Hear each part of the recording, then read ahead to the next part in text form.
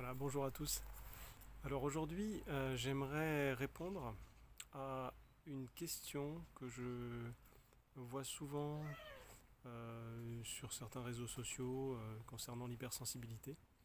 En quoi l'hypersensibilité est-elle un don? Ou en tout cas une particularité positive? Parce que c'est vrai qu'on remarque souvent que cette hypersensibilité peut générer beaucoup de souffrance jusqu'à un point qui, parfois, dans certains cas, peut devenir insupportable.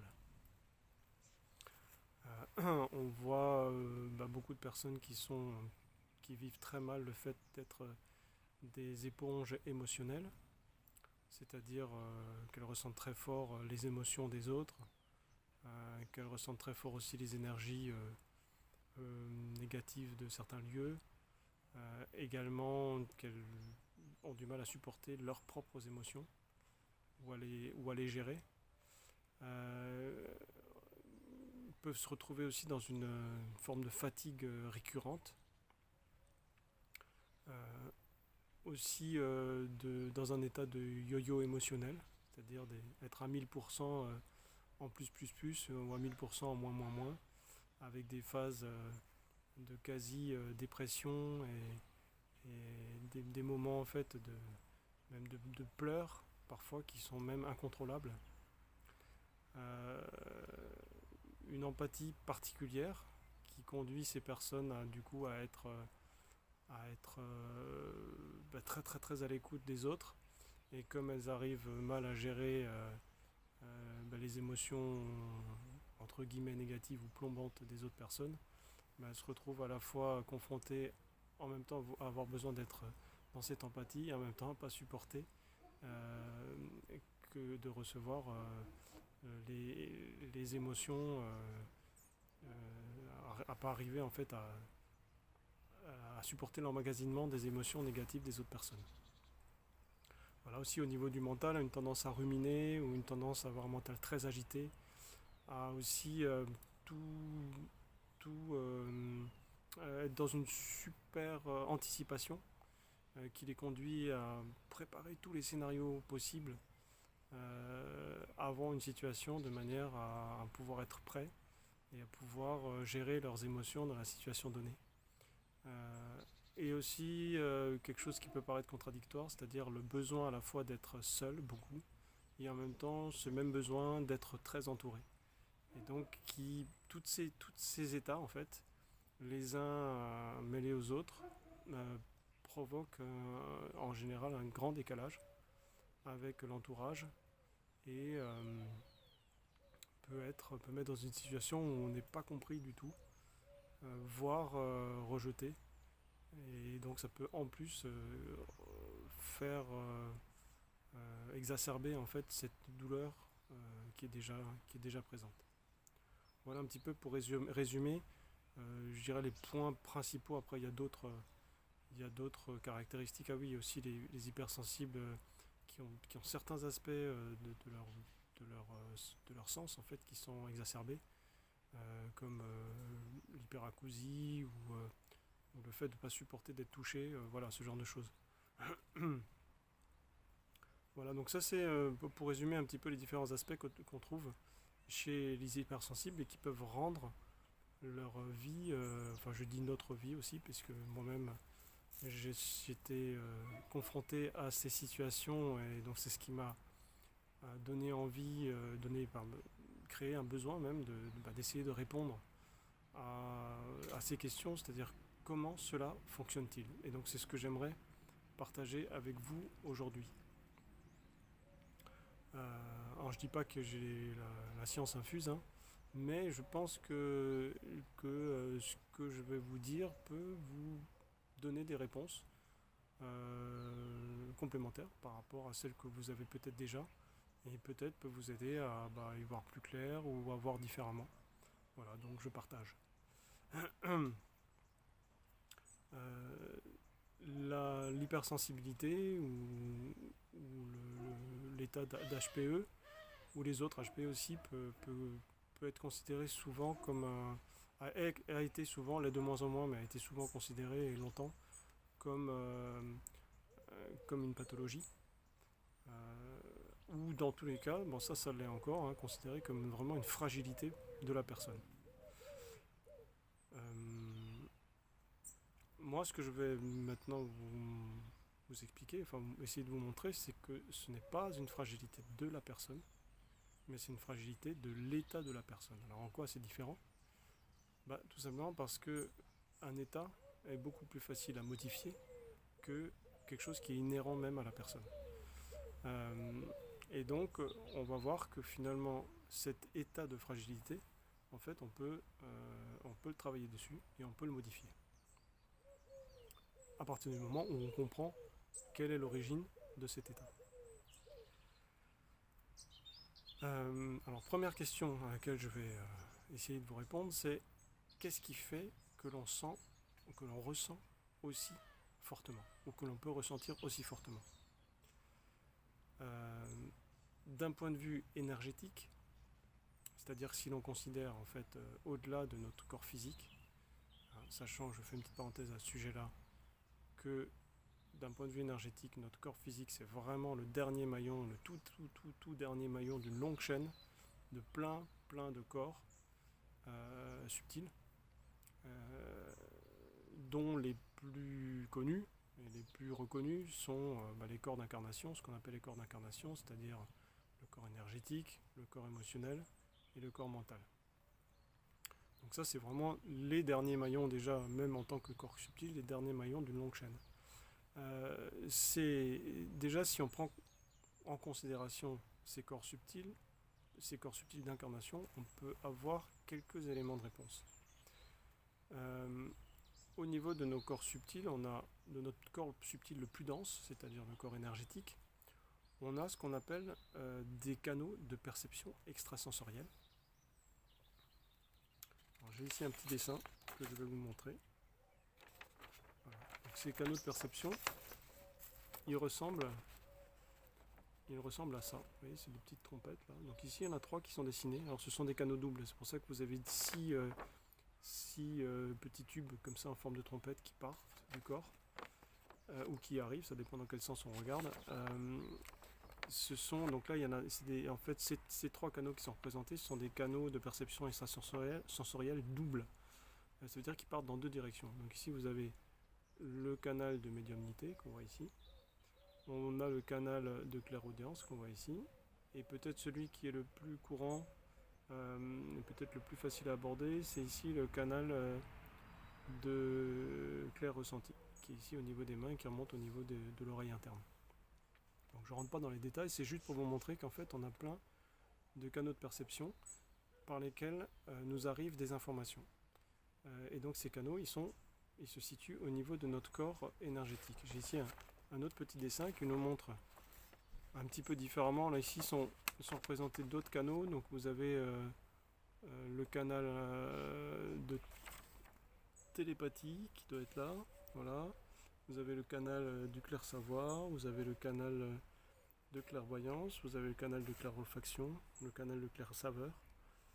Voilà, donc ça c'est parmi les principaux canaux. Et donc tous ces canaux, vous remarquez qu'ils vont converger vers ici la glande pinéale, qu'on appelle aussi épiphyse. Et en réalité, ce qui fait que vous ressentez très fort, en tout cas qu'une partie du ressenti, une partie des informations qui vous arrivent, va arriver par ces canaux. On verra tout à l'heure que ce n'est pas le seul moyen. En tout cas, c'est probablement que vous avez certains de ces canaux qui sont connectés à votre glande pinéale. Donc voyez ici, la connexion n'est pas faite. C'est le cas de la plupart des personnes. Le canal il s'arrête à quelques centimètres de la glande pinéale, mais si la connexion se fait, en réalité, en fait, vous êtes en possession totale ou partielle de votre canal et de son fonctionnement, et donc il est fonctionnel, entièrement fonctionnel, et donc ce qui explique que vous avez par exemple, vous êtes médium, voilà, parce que vous avez votre canal qui est ouvert, que vous êtes télépathe, que vous allez pouvoir vous connecter notamment avec des... Ah oui, ça fait partie des aspects aussi de beaucoup d'hypersensibles et HPE en particulier, c'est de voir les entités. Donc pareil, ça c'est un chapitre dans lequel je ne rentrerai pas, mais si c'est votre cas, pas d'inquiétude, même si dans notre société, en fait, on classe ces gens-là parmi les fous. C'est simplement en fait que vous avez des perceptions. Donc si vous les voyez, c'est vous avez le canal de clairvoyance qui est ouvert. Si vous les entendez ou vous recevez des informations, c'est la clairaudience ou alors le canal de télépathie tout simplement. Donc ce sont des choses en fait qui sont normales parce que ces êtres en fait existent sur d'autres dimensions.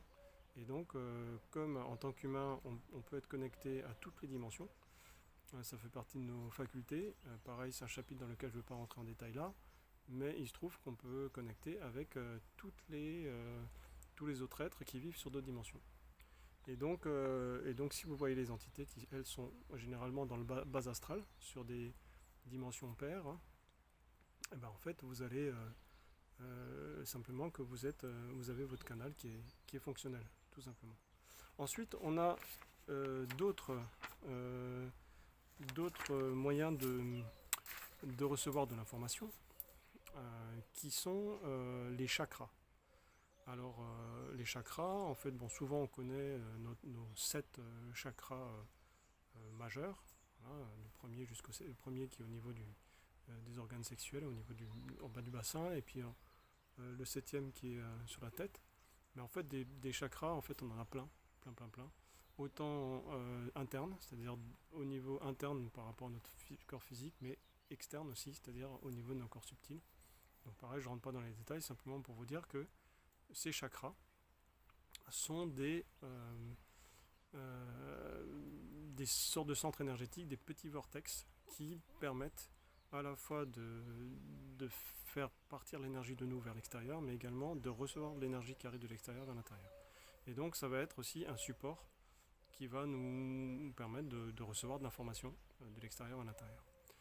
Et on a aussi, pour parler des principaux supports, on en a peut-être d'autres, mais parler des principaux supports en tout cas qui me viennent là et que je vous présente, c'est une partie notamment au niveau du cervelet, que l'on appelle généralement le plexus visionnaire, énergétiquement parlant. Et le plexus visionnaire permet de ressentir ce que ressent une autre personne. C'est-à-dire si vous vous connectez à cette personne-là, donc si vous êtes en pâte, en fait vous le faites en permanence, hein, vous vous connectez à cette personne, en réalité vous ressentez ce que ressent la personne. Donc en temps normal, si votre état est bon, normalement vous ressentez ce que ressent la personne, même ces états, on va dire, émotionnels, ou même ces nœuds énergétiques négatifs, vous allez le ressentir, mais vous n'allez pas en souffrir. Ça c'est la théorie, mais en pratique, si vous n'êtes pas en bon état, on en parlera tout à l'heure, en bon état énergétique, en fait, vous pouvez effectivement être complètement plombé par ça. Donc ça c'est le plexus visionnaire qui vous permet ça. Et donc simplement si vous ressentez ça, c'est simplement que votre plexus visionnaire est fonctionnel. Donc ce que je veux vous dire, donc après il peut y avoir, comme je vous disais, peut-être encore d'autres supports, mais bon, simplement c'est pour vous montrer que si vous ressentez très fort les choses, c'est juste qu'en réalité les choses fonctionnent correctement. Et les gens qui ne ressentent pas, c'est simplement qu'ils ont oublié qu'ils ont ces aspects-là, ou que ces connexions ne sont pas totalement fonctionnelles ou ne le sont pas du tout. Donc c'est plutôt, je dirais, vous qui êtes normal que les 97 autres % de la population qui n'ont pas encore connecté avec ces entre guillemets super pouvoirs. Qu'est-ce que je voulais vous dire par rapport à ça? Je regarde mes notes. Ah oui, c'est que pourquoi en fait vous avez ces super pouvoirs qui sont développés? C'est très probablement parce que au moment de votre incarnation, votre âme a décidé, c'est incarné dans un objectif particulier, c'est-à-dire que probablement que vous êtes spirituellement parlant très très avancé. Spirituellement, ça n'a rien à voir avec la religion, on est d'accord, hein. Spirituellement, c'est juste au niveau de l'esprit, c'est-à-dire que vous avez une conscience très élevée, vous avez potentiellement une conscience très élevée, et que donc l'une ou plusieurs de vos missions de vie sont en rapport direct avec cet état de conscience très élevé, et que donc vous êtes une sorte guide spirituel. Donc quand je dis guide spirituel, hein, pareil, ça veut pas dire que vous êtes un curé, hein. Ça veut simplement dire que vous êtes une sorte d'éclaireur, une sorte on va dire une personne inspirante. Voilà, quelqu'un qui va être vraiment inspirant pour quelqu'un d'autre par rapport à sa manière de vibrer haut et d'être lumineuse. Alors évidemment, vous me direz, bah voilà, tout ça c'est bien beau, mais là pour le moment je ne suis pas très lumineux parce que bah, je souffre beaucoup et je vis très mal ma situation. Et donc tout ce que tu me racontes là, bah, ça ne m'aide pas pour le moment du tout à sortir de mon état. Certes.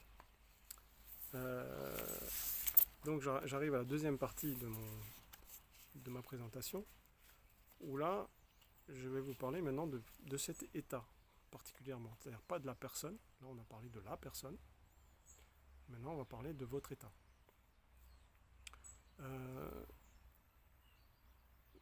Qu'est-ce qui provoque cet état de fragilité? Énergétiquement parlant, en fait, notre être incarné, donc c'est-à-dire quand on parle énergétiquement de l'être incarné, on pense au corps, hein, ça veut dire le corps physique, vous avez le corps énergétique, je vous en ai parlé tout à l'heure, le corps émotionnel, le corps mental.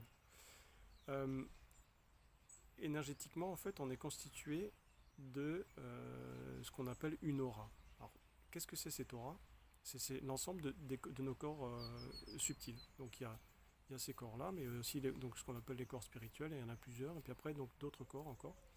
Pareil, je vous ai dit tout à l'heure, je ne vais pas rentrer dans les détails, parce que ce n'est pas nécessaire là, pour la compréhension de ce dont je vous parle. Mais cette aura, en fait, elle va fonctionner comme une protection énergétique. Si on voulait faire une comparaison, pour bien comprendre, c'est un peu comme pour la planète Terre, vous avez la couche d'ozone par exemple, qui ne fait pas partie de la partie physique, on va dire la partie matière, la Terre en elle-même, mais qui est juste autour. Et donc cette couche d'ozone, elle va nous protéger des météorites par exemple. Elle va nous protéger, pardon, pas des météorites, elle va nous protéger des UV. Vous avez l'atmosphère, d'accord, qui va, elle, nous protéger justement des météorites. Vous avez la magnétosphère, qui, elle, va nous protéger plutôt des perturbations magnétiques liées, par exemple, aux explosions, aux éruptions solaires. Voilà, donc tout ça, ça va faire partie de la protection de la planète Terre. Donc c'est juste pour vous donner un exemple de comparaison. D'accord? Et nous, ça va être notre protection. Ça va être une protection énergétique. Elle va se faire au niveau de nos corps subtils. Donc ces corps subtils, ils vont être... c'est indispensable que nos corps subtils, du coup, soient en très bon état pour qu'on puisse être protégés. Et donc si on se retrouve dans un état de fragilité tel que celui dont on a parlé au début, et bien c'est parce que nos corps subtils ne sont pas en bon état. Soit tous, soit certains d'entre eux. Alors qu'est-ce qui peut faire que nos corps subtils ne soient pas en bon état? Et donc forcément notre corps physique peut avoir des conséquences par rapport à ça, puisque comme je vous disais, le corps physique c'est vraiment le dernier maillon de la chaîne. Donc s'il y a des dysfonctionnements avant, et ben ça finit en fait, si ça fait trop longtemps que ça dysfonctionne, ça peut finir par taper au niveau, par atteindre vraiment le corps physique.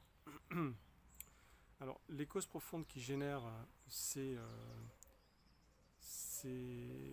problématiques se retrouvent en fait au niveau de certaines mémoires. Alors les mémoires, on va dire les moins anciennes, enfin les plus accessibles, vont être les mémoires liées à ce qu'on appelle l'enfant intérieur, c'est-à-dire la période qui va de notre conception jusqu'à à peu près nos 7 ans, en passant évidemment par la naissance, enfin par la gestation, par la naissance et par les premières années de notre vie. Ensuite, il va y avoir des causes d'une certaine manière plus difficiles peut-être enfin, différemment accessibles. Ça va être les mémoires, tout ce qui est lié en fait au transgénérationnel. Donc ça c'est vraiment ce qui est lié à nos ancêtres, ce qu'on peut appeler les cadeaux évolutifs laissés par nos ancêtres. Et donc là, il y a souvent de gros chapitres, hein. Il peut y avoir des secrets de famille, enfin voilà, toutes sortes de choses. Je ne vais pas rentrer dans les détails, mais il peut y avoir plein de choses qui font que ça crée des fragilités au niveau de notre aura. Et puis il y a encore d'autres causes qui sont elles liées à d'autres causes profondes qui sont elles liées à nos mémoires karmiques. Alors qu'est-ce que c'est les mémoires karmiques? Ce sont ce qu'on appelle nos vies passées ou nos vies antérieures ou nos vies parallèles. Voilà, tout dépend comment on regarde les choses. En tout cas, ce sont des existences dans d'autres réalités, dans d'autres dimensions, ou dans un passé. Enfin voilà, ça n'a pas trop d'importance. Quoi qu'il en soit, il y a un gros dossier pour tout le monde à ce niveau-là qui provoque des fragilités au niveau de notre aura. Voilà donc les causes principales qui vont faire que notre aura va ressembler à une passoire.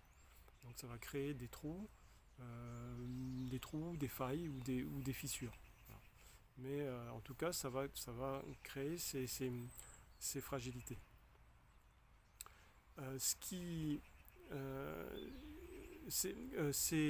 Ces causes profondes, en fait, vont générer donc c'est là que j'en arrive au mental. Ces causes profondes vont générer des schémas ou des croyances limitantes qui vont créer un fossé entre notre vécu, c'est-à-dire tel que la personne qu'on est, tel qu'on vibre à ce moment-là, et notre potentiel. Donc un fossé entre notre vécu et notre potentiel. Le potentiel, c'est quoi?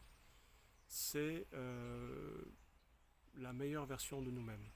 Je fais une petite parenthèse par rapport à ça. Tout à l'heure, j'ai parlé de l'âme. Alors effectivement, j'ai prononcé ce mot qui veut tout et rien dire. Quand je parle d'âme, en fait, pour moi, l'âme, c'est une sorte d'intermédiaire entre notre partie divine, ou notre esprit, ou notre qui je suis. Voilà, notre qui je suis, c'est-à-dire la partie la plus vibrante, la partie parfaite. En fait, c'est la version de nous, mais qui est la plus belle version de nous, disons la meilleure version de nous. Et donc notre partie incarnée. Donc notre âme, elle va faire le relais permanent. C'est un peu comme un démodulateur de fréquence qui va prendre l'information de qui je suis et qui va adapter cette information à la personne que je suis là dans mon incarnation à faire mes expériences de vie. Et suivant mon état d'évolution spirituelle, je vais être amené à plus ou moins arriver à recevoir des informations subtiles ou non. Et ces informations vont nous arriver au moins, en tout cas par les situations de vie qu'on va rencontrer. Ça c'est, on va dire, basique, c'est pour tout le monde, aussi par des rêves. Et aussi pour les personnes qui vont avoir fait un peu plus de chemin au niveau spirituel, par la prise de conscience des synchronicités par exemple. Voilà, les synchronicités, en fait, plus on avance au niveau de notre conscience, et plus on va se rendre compte qu'on en a plein tout le temps, et aussi notre intuition. C'est-à-dire qu'on va avoir plein de certitudes qui vont arriver comme ça, et ces certitudes vont arriver parce que justement, on va être à l'écoute des informations envoyées par notre âme. Voilà, ça c'est pour vous expliquer ce que j'entends par le mot âme. Pourquoi je vous parlais de ça? Oui, je vous parlais de ça parce que j'étais en train de vous parler de ce qui je suis, c'est-à-dire la plus belle version de nous-mêmes. Et donc, c'est ce fossé, comme je vous disais, qui existe entre notre vécu et notre potentiel. Donc le potentiel, c'est ce qui je suis, ce fameux qui je suis. Et notre vécu, c'est cette partie de nous qui fait cette expérience de prise de vie, en fait, de vie incarnée. Et donc c'est ce fossé qui va donner une idée de l'ampleur de la taille des trous au niveau de notre passoire. Bon, c'est une image qui vaut ce qu'elle vaut. Mais disons, voilà, donc ça peut donner une idée du chemin qu'on a à faire pour vibrer en fait, pour vibrer sur qui on est.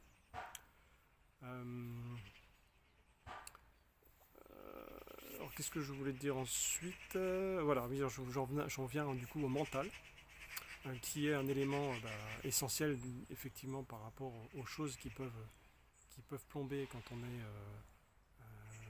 est hypersensible, parce que souvent on a le mental en fait qui tourne en boucle, au point même parfois de faire de l'insomnie ou ou d'être, de ne pas arriver en fait à sortir de pensées récurrentes. Alors, pourquoi est-ce que ce mental est en permanence en train de tourner? Par rapport au mental, ce qui se passe, c'est que notre ego, on a tous un ego qui d'ailleurs a une protection fantastique parce qu'elle nous permet, notamment quand on est tout petit, de nous faire rester dans notre zone de confort, c'est-à-dire ne pas faire n'importe quoi et donc de nous protéger. Cet ego, il va tout de suite nous envoyer des alarmes quand on sort de notre zone de confort, c'est-à-dire quand on sort des choses qu'on s'est interdites. Donc quand on est tout petit, ça va nous protéger, mais au fur et à mesure où on va grandir, en fait, comme on va être en permanence dans les situations qu'on vit, être poussé hors de notre zone de confort, en fait notre ego va nous dire attention, attention, warning, warning, là tu sors de ta zone de confort et va nous générer, en fait, générer des pensées. Ces pensées vont être générées en fait par nos croyances limitantes, tous nos schémas limitants, de manière à nous ramener en fait dans notre zone de confort. Et comme quand on est justement dans une incarnation où on est amené à devenir une personne inspirante, donc un éclaireur, on est particulièrement poussé par notre âme dans les situations qu'on va vivre parce que justement on a cette mission à remplir ou ces missions à remplir vraiment en relation avec notre vibration, une vibration haute, c'est-à-dire spirituellement élevée. En fait, notre âme va nous pousser très fort en permanence et on va se retrouver poussé en permanence très fort au-delà, en dehors de nos zones de confort pour avancer rapidement. Et donc ça va créer une distorsion entre le fait d'être poussé en permanence et ce qu'on arrive en fait à intégrer parce que justement pour le moment on n'a peut-être pas encore tout à fait compris comment ce fonctionnement-là. Et donc notre mental il va être là tout le temps à tourner comme une furie jusqu'à ce qu'on accepte de retourner dans cette zone de confort alors qu'en fait on sent bien au fond de nous, puisque en plus une personne hypersensible ou de cet ordre-là, elle va avoir l'intuition que toutes ces particularités, comment dire, elle ne pourra pas s'empêcher, si vous voulez, d'être hypersensible. Voilà, donc c'est quelque chose qu'elle n'arrivera pas à fermer en fait. Et donc dans le fond, c'est quelque chose qui est important pour elle, et donc elle va à la fois se laisser pousser pour avancer, et à la fois se laisser pousser dans l'autre sens par son mental ego pour revenir dans sa zone de confort. Et donc ça va créer des conflits énormes qui peuvent devenir totalement ingérables et insupportables. Voilà, ça c'est pour expliquer schématiquement comment fonctionnent les choses. On peut le voir d'ailleurs sur un schéma que j'ai fait là, je vais vous montrer. C'est pas moi qui l'ai fait, hein, c'est un schéma que j'ai imprimé. Voilà, où ils sont dessinés, vous voyez, bon, je me recule un peu là qu'on voit. Vous avez, bon c'est schématique, hein, vous avez les 6 premiers corps subtils, ici le corps physique. Et en fait, qu'est-ce qui se passe en fait? C'est que quand on va, pour expliquer avec le dessin, donc je réexplique pour peut-être compléter ce que je viens de dire, quand on a notre âme qui va nous pousser, notre âme, elle va vibrer notamment au niveau du corps bouddhique, essentiellement. Elle va pousser, en fait, elle va nous pousser dans des situations au niveau de notre incarnation qui vont, si on arrive à faire les prises de conscience qu'on a à faire, nous emmener sur le chemin qui va nous permettre de vibrer au niveau de notre qui je suis, qui lui, notre qui je suis, c'est au niveau de notre esprit, il va plutôt vibrer vraiment très haut, ici là, au niveau de nos corps spirituels. Donc l'idée c'est de nous pousser pour nous faire sortir de notre zone de confort, et chaque expérience de vie va nous emmener à petit et de plus en plus la personne qu'on est au fond. Sauf que notre mental ici, plus on est poussé, plus il va tourner. Donc vous voyez que ça crée une barrière là, une barrière. Et cette barrière en fait elle va devenir de plus en plus intense, plus on est poussé. Donc évidemment c'est quelque chose qui devient difficile, très ingérable en fait.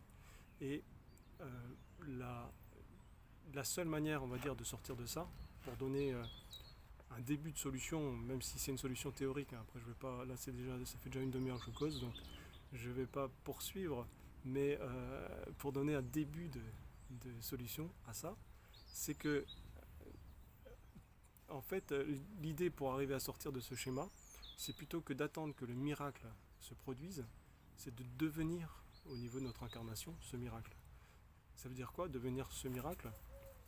Ça veut dire simplement décider que l'on veut, euh, que l'on souhaite connecter, connecter avec notre qui je suis.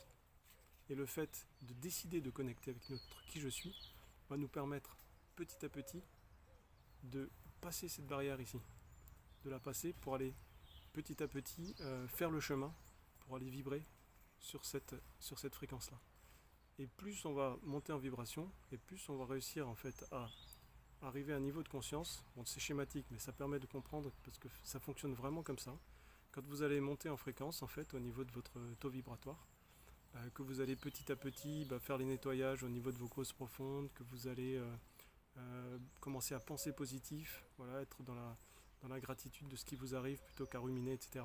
En fait, petit à petit, vous allez monter en vibration, puis à un moment donné, en fait, vous allez trouver ici au niveau d'une vibration, où vous allez pouvoir trouver le bouton off ici.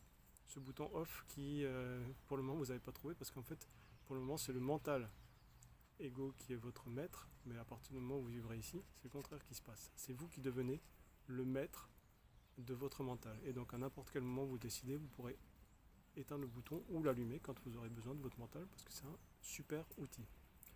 Donc voilà un petit peu ce que j'avais envie de vous raconter aujourd'hui. Si vous avez eu la patience d'arriver jusque-là, c'est que probablement que ce que je vous ai raconté vous a intéressé. Et je ne vais pas là maintenant donner de solution par rapport à ça, mais ce que j'ai envie, c'est de finir avec une petite impro en musique. Et l'idée de cette impro, j'aime bien donner des thèmes en fait à mes impros. L'idée de cette impro, ça va être de proposer à toutes les personnes qui l'écoutent d'aller se connecter à qui elles sont. Donc chacun va se connecter à qui je suis, c'est-à-dire à la plus belle version de qui il est. Donc voilà.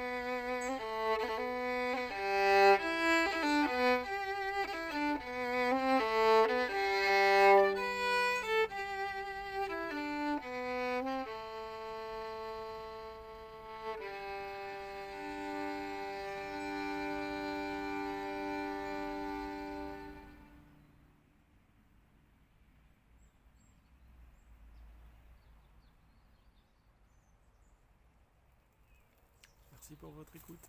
À bientôt.